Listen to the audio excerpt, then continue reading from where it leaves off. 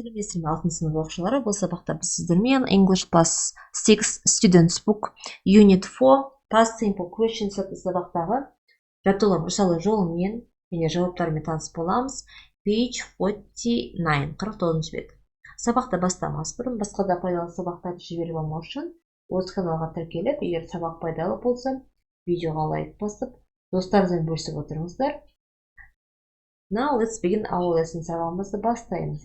Бүгінгі сабағымыз бізді past simple өткен шақ, және өткен шақта біз сіздермен бүгін сұрау сөйлем құрастырып үйренеміз. Now exercise 1. Complete the questions from exercise 4 on page 48. 48-ші беттегі 4-ші тоққа қарай отырып, мына 4 сөйлем толықтыруымыз керек, яғни түсіп қалған сөздерді табамыз. The first. Did the woman with blonde hair speak to Koji? Сары шашты әйел қожаға сөйледі ме? The second. Where did this woman sit? Ол әйел қайда отырды? The fourth.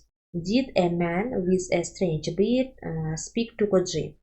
Біртүрлі сақалы бар ер кісі қожаға сөйледі ме? Қожамен сөйлесті ме? The fourth. Did the detective have a coffee? Детектив кофе ішті ме деген бізде 4 сұрау сөйлем шықты. Next exercise 2. Can you remember the answers to the questions in exercise 1? Мына бірінші жаттығудағы сұрау сөйлемдерге жауап есімде ме? Match them with the answers A to D, then complete the rules. Егер есімде болса, жауаптармен сәйкестендіріп шық дейді, және де ережені толықтыр. The first. Сары шашты әйел кісі қожамен сөйлесті ме деген сұраққа A. No, she didn't. Ол сөйлескен жоқ, yes? Where did she... Ол әйел қайда отырды? D. By the window, терезенің қасына деп жауап береміз. The third. Біртүрлі сақалы бар ер адам қожамен сөйлесті ме? C. Yes, he did. Я сөйлесті. Ең соңғы сұрақ, детектив кофе ішті ме деген сұраққа B. No, he didn't. Жоқ, ішпеді деп жауап беруге болады. Ал енді осы сұрау сөйлеммен жауаптарға қарай отырып, ережені толықтырамыз. We make past simple questions with did plus noun or pronoun and the verb. Бізде сұрау сөйлем жасау үшін did көмекші етістік келеді. Көмекші етістіктен кейін тиісті есімдік тұрады, одан кейін негізгі етістік ешқандай өзгеріссіз қолданамыз. Ал енді бұл жай didпен, яғни did деген көмекші етістікпен басталған сұрау сөйлемге я немесе жоқ деп жауап беруге болады. Қалай жасаймыз? Егер иә деп жауап беретін болсақ, yes, одан кейін тиісті не тұрады бізде? Yes немесе no деп басталады жауабыңыз, одан кейін тиісті есімдік, және де иә деп жауап берсек did, жоқ дейтін болсақ didn't деген көмекші етістіктерді қолданамыз. Next, exercise 3. Write questions in the past simple, then ask and answer with your partner. Мына төмендегі берілген сөз тіркестерінен сұрау сөйлем құрастырып, оған иә немесе де жоқ деп жауап бер дейді. Did you drink a coffee for breakfast? Сен таңғы асқа кофе іштің бе? Егер иә ішсеңіз yes I did, жоқ болса no I didn't деп жауап бересіз. Ары қарай the first. Did you read a book in bed? Сен төсекте кітап оқыдың ба? Жауаптар мына екеуін біреуін таңдап отырасыздар ғой. The second. Did you buy clothes last weekend? Өткен аптада сен киім сатып алдың ба? The third. Did you come to school on the bus this morning? Бүгін азанда мектепке автобуспен келдің бе? Did you go to bed early? Сен ерте ұйықтадың ба? Did you have a lot of homework last night? Өткен түнде сен көп үй жұмысын орындадың ба? Did you eat chocolate yesterday? Сен кеше шоколад жедің бе? Did you use a computer at school? Сен мектепте компьютер қолдандың ба? Did you phone a friend? Досыңа қоңырау шалдың ба деген сұрау сөйлемдер шықты. Егер осы іс-әрекет басыңыздан өтсе, yes I did, жоқ болса no I didn't деп жауап бересіздер. Next, exercise 4. Complete the questions and answers in the dialogue. Use the question words in the box and the past tense of the verbs in brackets. Яғни мына төмендегі берілген диалогты толықтыр дейді. Мынау арнайы сұраулы сөздерді пайдаланып, және де жақшаның ішіндегі етістіктерді пайдаланып диалог құрастыруымыз керек. What time did Кожи come into the cafe? Кожи кафеге қай уақытта келді? He came into the cafe at 8 o'clock.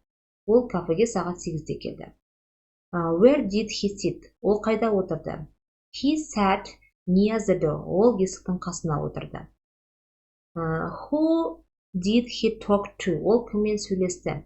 He talked to a man with a beard. Ол сақалы бар ер кісімен сөйлесті. Next, the seventh. What did Кожи drink? Кожи не ішті? He drank coffee. Ол кофе ішті. When did he die? Ол қай уақытта қайтыс болды? He died after drinking the coffee. Ол кофе ішкеннен кейін қайтыс болды деген сияқты диалог шықты бізде. Next exercise 5. Complete the questions about last weekend with the past simple form of the verbs. Яғни өткен аптаны қалай өткізгеніне байланысты мынандай арнайы сұрау сөйлемдерді өткен шақта жаса дейді. Өткен шақта арнайы сұрау сөйлем құрастырамыз. Where did you go on Saturday? Сенбі күні сен қайда бардың? Did you meet any friends in town? Сен қалада қандай да бір достарыңды кездестірдің бе? The third. What did you watch on TV? Теледидарда не көрдің? Did you phone anyone? Сен біреуге қоңырау шалдың ба? The fifth. When did you do your homework? Сен үй жұмысын қай уақытта орындадың? The sixth. Did you see Did you play? Yes. Did you play any video games? Сен қандай да бір видео ойындарын ойнадың ба? The seventh. Who did you see on Sunday? Сенбі күні сен кімді көрдің? What time did you go to bed? Сен қай уақытта ұйықтадың деген сияқты бізде арнайы сұрау сөйлемдер шықты. Now exercise 6. Talk about last weekend with a partner. Өзің досыңмен өткен демалыс туралы сөйлес. Ask and answer the questions in exercise 5. How many things do you both do? Мынау бесінші жаттығудағы сұрау сөйлемдерді бір-біріне қойып, яғни демалыста немен айналыстыңыздар? Соны қойып, екеуіңіздің егер бірдей бір белгілі бір іспен айналыссаңыздар, соны айт дейді. Мысалы, where did you go on Saturday? Сен сенбі күні қайда бардың? I went to the cinema. Мен кинотеатрға бардым. Яғни сіздер шынайы өзіңіздің демалыс күні немен айналыстыңыз? Соған байланысты сөйлем құрастырасыздар. Егер сіздер кинотеатрға барсаңыздар, мен де бардым деген сияқты жауап берсеңіздер болады. Осымен біз 49-ші беттегі жаттығу жасау жолымен және жауаптармен таныс болдық. Келесі сабақта кездескенше goodbye.